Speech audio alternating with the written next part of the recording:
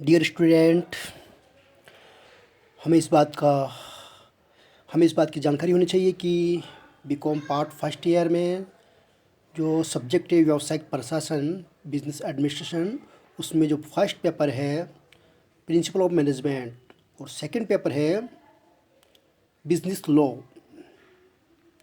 व्यावसायिक संनियम या विधि।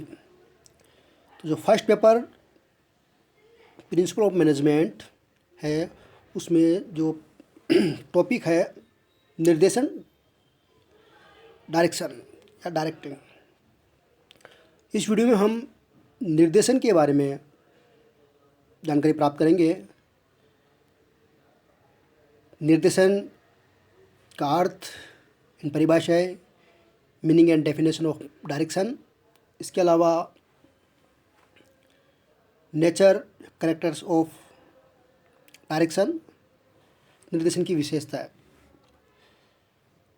तो हमने 11th और 12th कक्षा में ये जाना था कि निर्देशन प्रबंध का एक महत्वपूर्ण कार्य है। जिस तरह से नियोजन प्रबंध का एक महत्वपूर्ण निर्देशन प्रबंध का एक महत्वपूर्ण कार्य है, उसी प्रकार निर्देशन भी प्रबंध का एक महत्वपूर्ण कार्य है। अब इसका कारण क्या है? उचित निर्देशन के अभाव में, विदाउट निर्देशन के अभाव में नियोजन, जो प्रबंध के अन्य कार्य, नियोजन, संगठन, नियुक्तियाँ, समन्वय, निर्णय, संप्रेषण एवं नियंत्रण, जितने भी कार्य सभी कार्य निर्देशन के अभाव में क्या होंगे? व्यर्थ होते हैं, बेकार होते हैं, कोई मतलब नहीं होता इनका। तो इस प्रकार हम ये कह सकते हैं कि निर्देशन प्रबंध का एक महत्वपूर्ण कार्य है।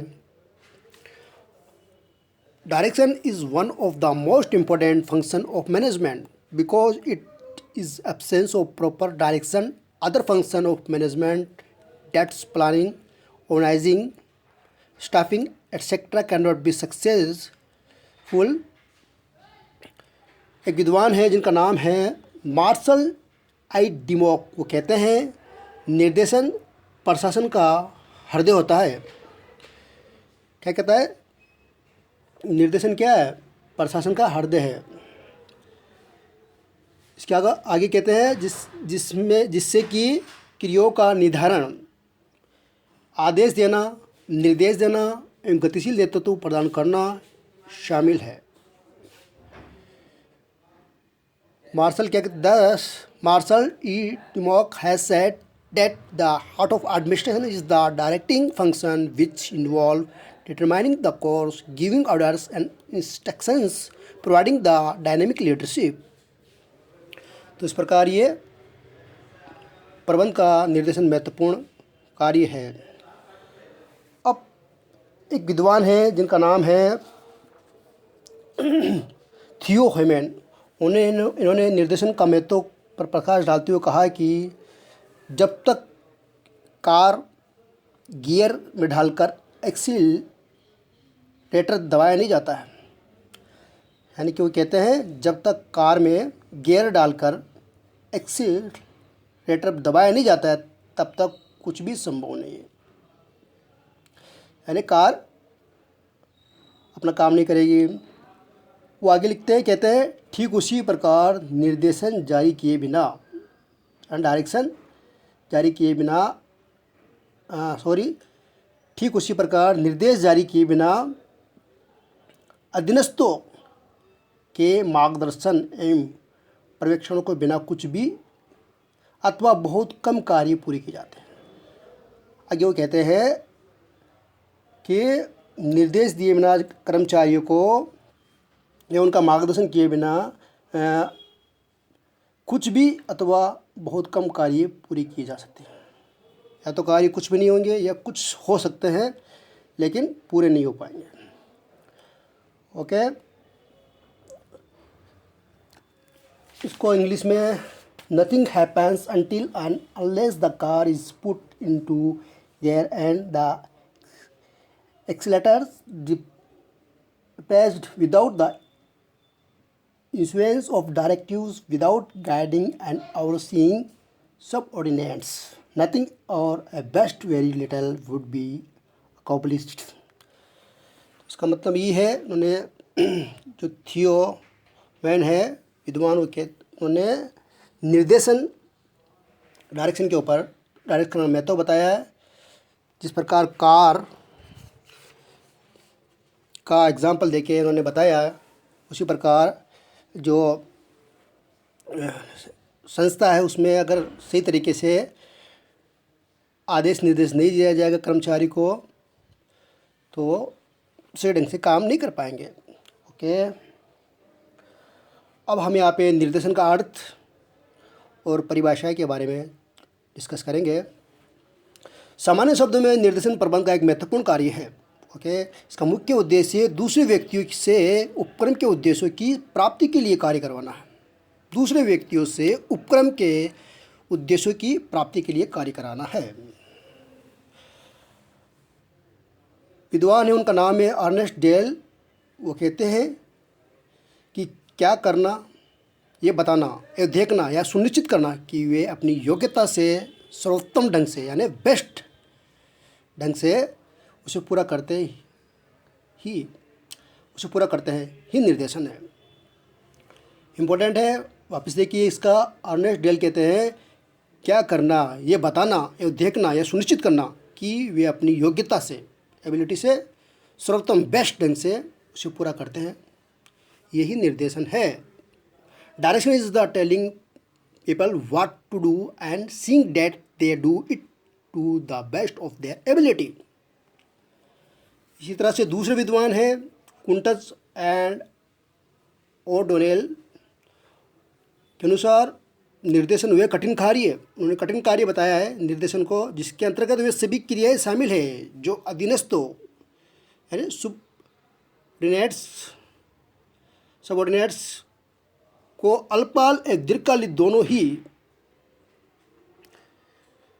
ही दक्षतापूर्वक तरीके से कार्य करने हेतु प्रोत्साहित करने के लिए की जाती है। तो उन्होंने निर्देशन वे कठिन कार्य बताया जिसके अंतर्गत वे सभी क्रियाएं शामिल है जो अधीनस्थों को, अधीनस्थ का मतलब यहाँ पे ये है जो अधिकारी के अंतर्गत नीचे जो काम करने वाले होते हैं कर्मचारी, वो अधीनस्थ कहलाते हैं, सबऑर्डिनेट्स, ठीक है, को अल्पकालीन दीर्घकालिक दोनों में से दक्षतापूर्वक तरीके से कार्य करने हेतु प्रोत्साहित करने के लिए की जाती है।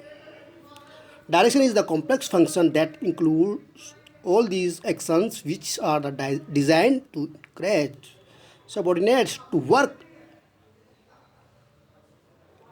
effectively and efficiently in both the short and long run.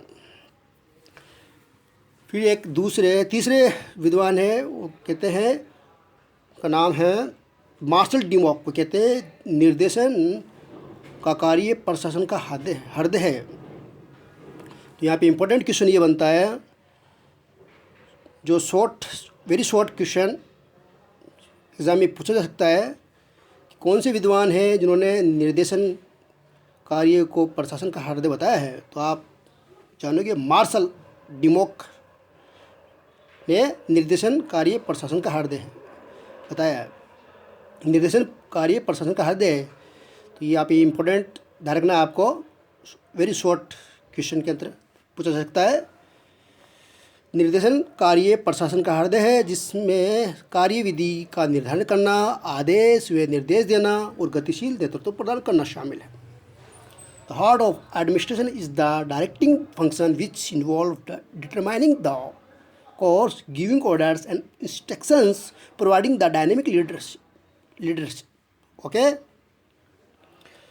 अब यहाँ पे हमने 3 विद्वानों की जो परिभाषाएं है को जानने के बाद में हम निष्कर्ष रूप से जो निर्देशन का जो अर्थ इस प्रकार है कि निर्देशन प्रबंध के कार्य की एक ऐसी प्रक्रिया से है, एक प्रोसेस है। निर्देशन प्रबंध के कार्यों की एक ऐसी प्रक्रिया से है जो संस्था के उद्देश्यों की प्राप्ति के लिए प्रबंधक द्वारा अपने अधीनस्थ को, तो मैंने अभी अधीनस्थ का अर्थ बताया था, जो अधिकारियों के नीचे जो कर्मचारी काम करते हैं उनको अधीनस्थ कहते हैं, इंग्लिश में सबऑर्डिनेट्स। को कार्य सौंपना, जो कार्य देना, कार्य के बारे में आदेश निर्देश देना, इसके अलावा कार्य सौंपने के अलावा कार्य के बारे में आदेश निर्देश देना, यानी कि ऑर्डर्स एंड इंस्ट्रक्शन। इसके अलावा सलाह देना, गतिशील नेतृत्व प्रदान करना, पथ प्रदर्शन करना और कार्यविधि स्पष्ट की जाती है। इंग्लिश में the direction means the function which is performed by manager for attainment of organizational objectives, and it includes instructing, guiding, motivating and supervising employees। तो ये हमने निर्देशन का अर्थ और परिभाषा है, meaning of definition of direction के बाद में हम ये कह सकते हैं कि निर्देशन के बारे में हम ये कह सकते हैं कि निर्देशन प्रबंध का महत्वपूर्ण कार्य है। इसका मुख्य उद्देश्य दूसरे व्यक्तियों से उपकरण के उद्देश्यों की प्राप्ति के लिए कार्य कराना है। इस हेतु प्रबंधक को अपने कर्मचारियों का मार्गदर्शन करना होता है। ठीक है, प्रबंधक को अपने कर्मचारियों का मार्गदर्शन करना होता है, अन्यथा उपक्रम जो है, जो संस्था है का संचालन प्रारंभ करना कठिन हो जाता है। किसके बिना? निर्देशन के बिना उपक्रम का या संस्था का संचालन करना कठिन हो जाता है। संस्था का संचालन प्रारंभ करना कठिन हो जाता है।